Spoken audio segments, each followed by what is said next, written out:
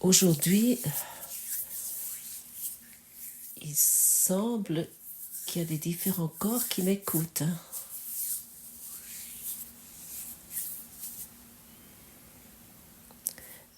Est-ce que c'est vraiment le corps qui écoute? Ou qu'est-ce qui écoute ou qui entend cette voix maintenant ici? Et qu'est-ce qui évalue, qui juge maintenant ce qui est dit ici? Où se passe cette voix que tu entends exactement à cet instant? Trouve cela pour toi.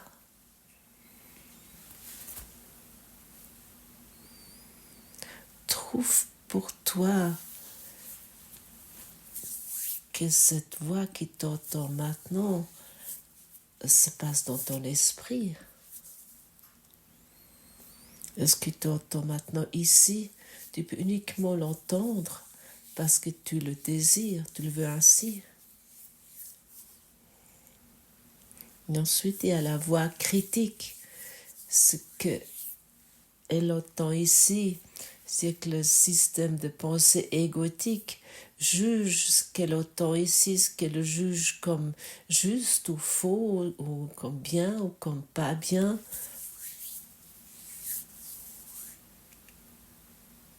Mais tout se passe dans ton esprit.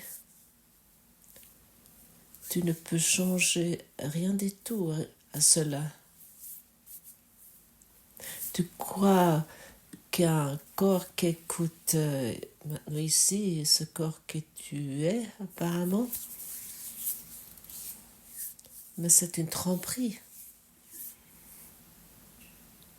Tu n'es pas un corps, tu es totalement libre. Mais autant que nous nous occupons avec cette tromperie du corps et que nous croyons d'être ce que nous pouvons jamais être, nous croyons quelque chose pour nous arriver et que nous croyons que nous avons une autre volonté que la volonté de Dieu. Mais comme il y a uniquement la volonté de Dieu qui existe, comme il y a uniquement la lumière qui existe, tu ne peux pas avoir fait une autre volonté. Il n'y en a pas deux. Il y a uniquement l'union, le un.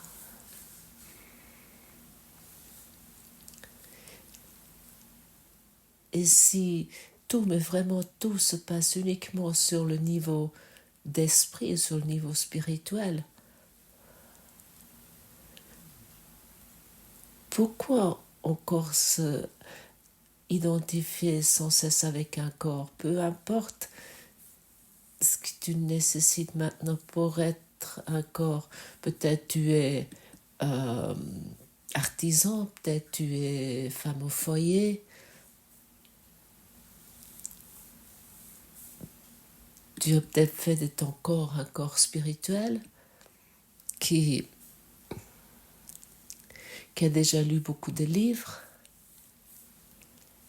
qui a visité beaucoup de séminaires, qui a déjà été dans beaucoup de différents courants de croyances, de courants spirituels, qui a vécu dans un couvent dans l'Himalaya, ou qui a déjà fait du ayahuasca en Amérique du Sud. Ça n'a aucune importance. Mais autant que nous sommes sur la recherche, en recherche, selon les principes et les concepts que l'ego nous propose, l'ego, il n'a aucun problème que tu t'orientes spirituellement. Il a un problème si tu trouves. L'ego n'a aucun problème que tu étudies ce cours en miracle. L'ego a un problème lorsque tu commences à accepter l'expiation, le salut, et une de ces phrases clés dans ce courant miracle qui amène toi comme moi vers le salut est: je ne suis pas un corps, je suis totalement libre car je suis encore et toujours tel que Dieu m'a créé. Et comment Dieu a pu te créer, Dieu qui n'est qu'amour? Comment Dieu t'a créé qui n'est que la lumière? Seulement en tant qu'amour et lumière, et jamais en tant que ce corps qui nous croyons être. Et ça, c'est la clé.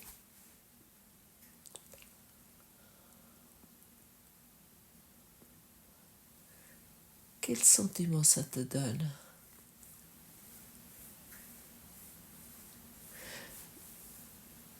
Dans le thème particulier, nous est dit, nous devons pardonner à Dieu. Mais en fait, pourquoi? Qu'est-ce que nous devons pardonner à Dieu? Nous devons pardonner la création. Dans ce cours, nous est également dit que nous devons pardonner à Jésus pour ce qu'il n'a jamais fait. Qu'est-ce que nous accusons toujours Dieu? Qu'est-ce que nous accusons la création, Jésus? De quoi nous l'accusons?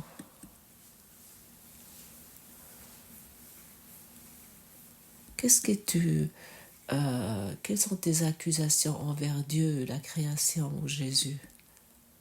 Vérifie cela pour toi, pour que cette barrière puisse s'enlever, puisse se démanteler. Et que tu crois que tu peux créer une vie avec ta propre volonté,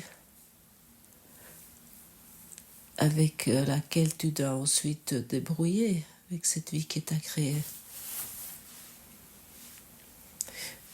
Par exemple, une accusation envers Dieu pourrait être: tu m'as abandonné.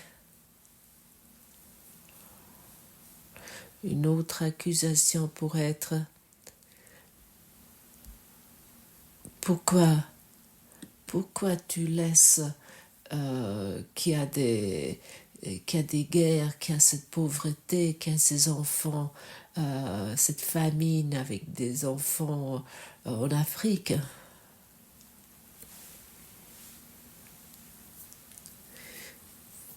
Un autre accusant pourrait être: pourquoi Dieu est aussi cruel qu'il a laissé mourir mon enfant, ou que je suis maintenant malade. Ce sont tous des accusations qui nous portons nous. Nous ne sommes pas pour la première fois ici et que nous avons fait confiance à Dieu et que nous avons cru tout ce qui se passe ici se passe avec le pouvoir de Dieu. Nous utilisons bien sûr le pouvoir de Dieu pour créer tout cela ici. Mais ce n'est pas Dieu qui crée cela. Mais nous l'accusons pour nos projections.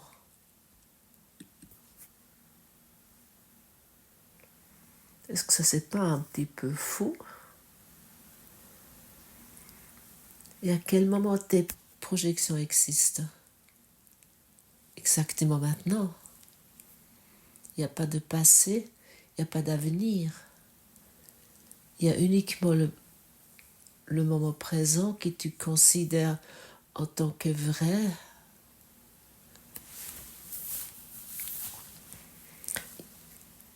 Il y a uniquement ce présent, ce moment présent où nous nous reconnaissons en tant que le soi que nous sommes, où où existe le passé, parce que le corps c'est toujours le passé, que ensuite nous utilisons cela pour des différentes pensées. Personne ne sait ce qu'est une pensée. Mais malgré, chacun croit à ses pensées. Chacun qui s'identifie avec le monde croit aux pensées.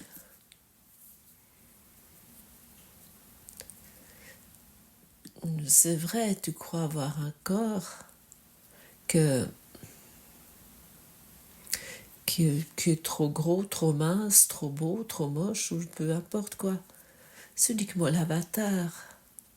Et l'avatar est là pour nous libérer de ce rêve ou de être le serviteur du système de pensée égotique et d'être l'esclave de la mort.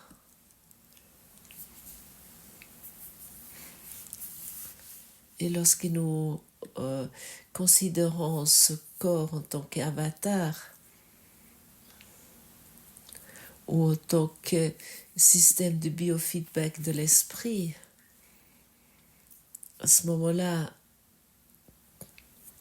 tout ce que nous ressentons avec ce corps ou expérimentons avec ce corps, nous pouvons ainsi comprendre ce qui se passe dans notre esprit, quel jugement nous avons encore et quelles croyances nous avons encore, ou nous croyons encore que nous devons encore faire des choses particulières.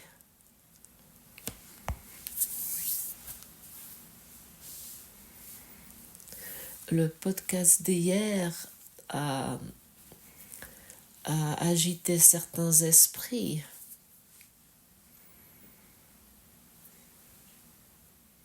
Simplement parce qu'il a été formulé, et ce qui est formulé ici encore, parce que ça va au-delà de nos frontières, de nos limites. Ce cours en miracle n'est pas un livre pour se blottir, c'est pas un doudou. Ah oui, ça va se passer ainsi. Et ensuite, nous allons encore dans la 5e dimension avec ce corps. Non. Il y a tellement d'idées totalement folles et totalement insanes dans le scène spirituelle, dans la spiritualité. Mais pas que là, mais aussi dans beaucoup de domaines scientifiques auxquels nous croyons et que nous pouvons explorer et puis que nous pouvons toucher d'une manière que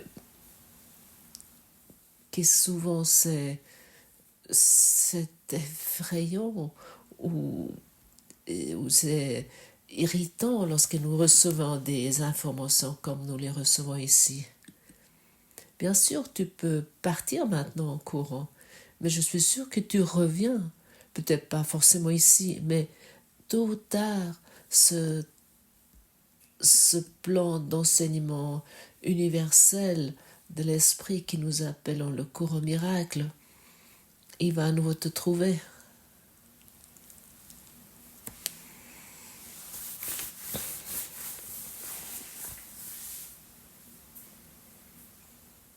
Nous sommes régulièrement invités, ce que nous sommes.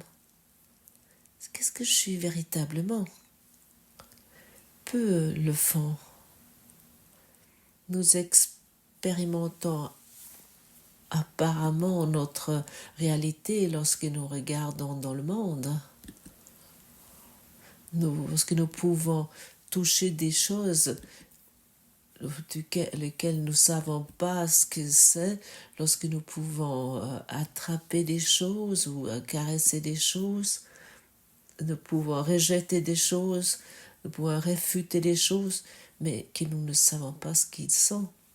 Je te rappelle, tu observes uniquement de l'énergie en action qui est créée par l'esprit, qui est produite par l'esprit et rien d'autre. Lorsque tu touches une fleur, tu crois que c'est une belle fleur ou une fleur qui est moche. Elle te plaît ou elle te plaît pas. C'est la même chose avec le corps, avec un mur, avec un bâtiment, avec la route, avec une plante ou une rivière. Tu n'as encore jamais pu toucher ou saisir une chose parce qu'il n'existe pas. Tu touches et tu vois des choses, mais en fait, tu perçois uniquement de l'énergie, mais jamais la vérité. Autant que nous regardons avec les sens du corps sur le monde. C'est de l'énergie en action qui est déplacée avec l'esprit, qui est pensée, comme ton corps. C'est de l'énergie en action déplacée avec l'esprit. Et parfois, l'énergie se monte de telle ou de telle façon. Pour moi, c'est vraiment absolument utile et ludique et beau de regarder sur le monde et de voir uniquement de l'énergie en action. Je m'accorde à cela et je constate que les choses que j'ai prises auparavant comme solides et vraies, comment je peux lâcher cela? Le corps que j'ai rencontré avant est uniquement de l'énergie en action. Et à ce moment-là, c'est plus un corps qui est beau ou qui est moche, et ce n'est plus un corps qui est désirable ou un corps que je rejette, mais c'est simplement de l'énergie en action, créée avec mon esprit, avec mes images que je rêve. À ce moment-là, les avatars ne sont plus menaçants. À ce moment-là, le corps que je considère comme menaçant n'est plus menaçant. Mais c'est seulement encore de l'énergie en action qui se démontre de telle ou telle façon. Et pourquoi tout cela est dit? Parce que si nous nous mettons en dessus de notre monde rêvé, dans le cours au miracle, on appelle ça le champ de bataille. Si nous nous élevons au-dessus du champ de bataille, pourquoi on appelle ça le champ de bataille? Parce que tout est en conflit avec tout, c'est un combat. Si nous nous élevons par-dessus, en nous détachant, à ce moment-là, nous sommes libres de ce monde. À ce moment-là, nous sommes l'observateur, le libre arbitre, et plus celui qui est impliqué ici. L'observateur,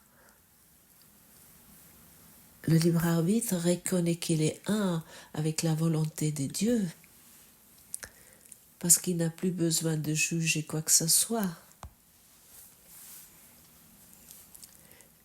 Et c'est là où nous amène ce cours au miracle. Nous voulons voir ce que la leçon d'aujourd'hui nous dit concernant cela. J'ai déjà choisi ce que tu veux. Père, je pense m'être égaré de ta volonté, l'avoir défié, avoir violé ses lois et interposer une seconde volonté plus puissante que la tienne. Or, ce que je suis en vérité n'est que ta volonté étendue et s'étendant. Seulement ces mots sont tellement merveilleux.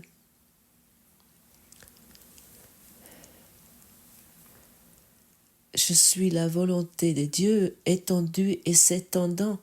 Et je suis cela et cela ne changera jamais. De même que tu es un, de même je suis un avec toi. Je choisis cela en ma création où ma volonté est devenue un à jamais avec la tienne. Ce choix a été fait pour toute l'éternité. Il ne peut changer et être en opposition avec lui-même. Père, ma volonté est la tienne, et je suis en sécurité, non troublé, serein, et dans une joie sans fin, parce que ta volonté est qu'il en soit ainsi.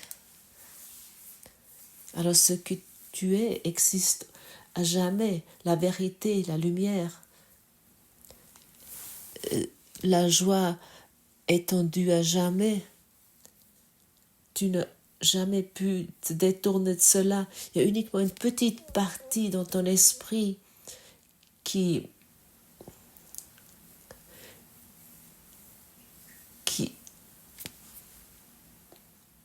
se rêvait un monde avec toi et tout ce qui est là-dedans et que ça semble être réel.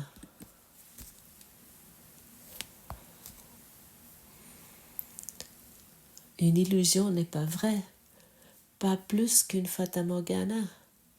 Si tu approches une fata morgana de plus près, tu reconnais qu'elle n'existe pas. C'est une imagination, une tromperie. Est-ce que tu en vérité n'as jamais pu disparaître et tu as jamais la création. Et je sais qu'en toi, il y a une partie en toi qui entend ces mots et qu'elle est dans une résonance absolue. Elle est dans une acceptation totale. Elle est dans un accord total avec ça. Et peut-être tu peux sentir cette partie en toi. Et en même temps, il y a une partie qui est le système de pensée égotique qui se oppose à cela, qui ne veut pas reconnaître ça. Et c'est comme un firewall, comme un pare-feu qui s'est mis entre deux et qui indique vers ta vérité et essaye de refuser cela, de refuter ça, de se défendre. Et à un moment donné, tu ne crois plus à ce pare-feu, à ce système de pensée égotique. Et tu laisses uniquement conduire l'Esprit de Dieu dans ton esprit.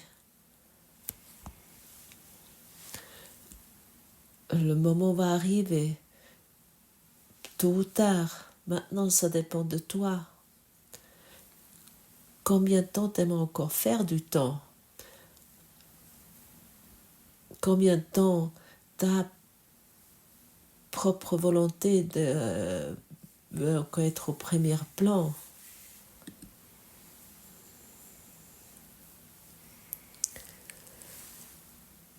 Nous choisissons la 50e place pour gagner la première. Nous voulons demander partout sa guidance. Comment toi tu vois cela? Fais-toi cela. Où dois-je aller? Quel miracle dois-je accomplir ici en ton nom?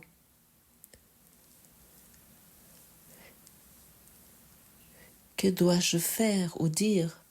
Tu vois quelqu'un qui est malade, par exemple, dans ta perception, et tu te poses la question, quel miracle dois-je accomplir ici en ton nom? Ça a un effet énorme, peut-être pas immédiatement, peut-être ça prend un certain temps, peut-être une journée, peut-être quelques heures, peut-être ça se passe immédiatement, ça n'a aucune importance, mais sache que ces mots que toi, que tu adresses à ton Saint-Esprit, à ton soi supérieur, ça a des effets. Tu as uniquement besoin d'appeler et il va te répondre. C'est sûr. Et plus que nous utilisons de telles formulations, plus que nous avons de la confiance dans la guidance de l'esprit, la guidance spirituelle, et pas dans la guidance physique du corps qui représente le système de pensée égotique. Ça ne peut pas être difficile. C'est uniquement difficile lorsque nous croyons de vouloir le savoir mieux. Est-ce que tu vas avoir raison ou est-ce que tu vas être heureux? Moi, j'ai pris la décision d'être heureux. Mon dogmatisme, ma façon de vouloir avoir raison à créer, à produire une seule chose, que ce monde que je peux voir et toucher avec toutes ces choses, de la considérer comme réelle.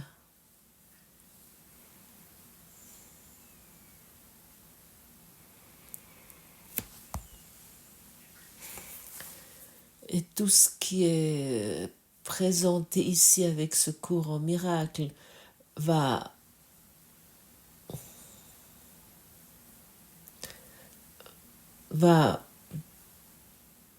au-delà de ce que nous avons appris dans la littérature spirituelle. Il ne s'agit ici pas de policher ton ego, de le faire briller.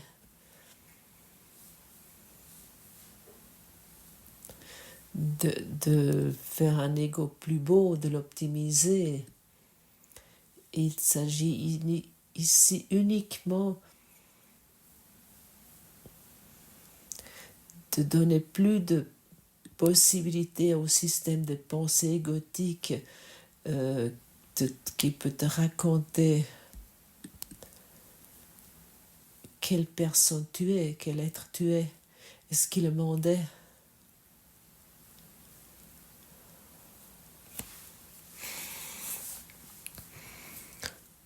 Aujourd'hui, nous accepterons notre union les uns avec les autres et avec notre source.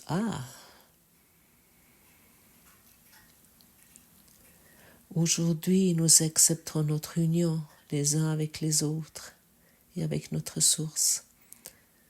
Et s'il y a encore quelqu'un que tu rejettes dans ton union, dans ton être, à ce moment-là, tu as encore quelque chose à pardonner.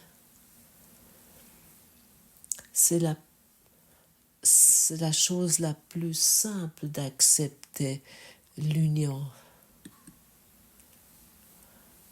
avec chaque être vivant et ainsi avec la source. Et ça, c'est aujourd'hui notre job, notre travail. Le mien comme le tien. Il n'y a pas de différence. Il n'y a pas de médecins qui ont fait des erreurs. Il n'y a pas de politiciens qui manipulent. Il n'y a pas de patrons d'industrie qui travaillent uniquement pour leur propre profit. Il n'y a personne qui t'a harcelé ou qui t'a fait du mal, c'est uniquement tout cela, uniquement ton monde, ton rêve qui veut être pardonné pour que l'union puisse être expérimentée. Nous n'avons pas de volonté à part de la sienne et nous sommes tous un parce que sa volonté est partagée par nous tous. Par elle, nous reconnaissons que nous sommes un. Par elle, nous trouvons enfin la voie qui nous mène à Dieu. Et c'est exactement là où nous voulons aller, n'est-ce pas? Beaucoup de plaisir avec cela. Et tu as à tes côtés un enseignant très sage. Demande-lui ce qu'il y a à faire et il va te le dire. Sens-le.